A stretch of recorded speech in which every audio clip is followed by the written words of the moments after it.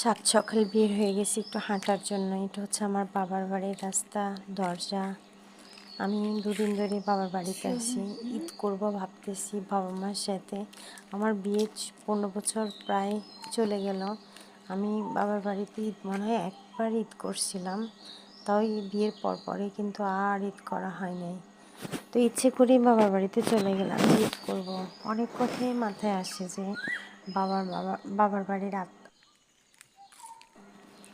আরও অনেক কিছু মাথায় আসে, কিন্তু মাইন্ড করি না। বারবার শুধু আল্লাহর কাছে বলতেছি, আল্লাহ আমার বাবা মা যে বেঁচে আছে আমার কাছে এটাই অনেক। তারপরেও আলহামদুলিল্লাহ আমার ভাইয়েরা কিছু টাকা পয়সা আমাকে দিয়েছিল জামা কাপড় কেনার জন্য। যদিও আমি কিনছি আবার কিনিও না, এরকম আর কি। যাক আলহামদুলিল্লাহ, অনেক আনন্দের এবং ভালোবাসা ছিল দিনগুলো।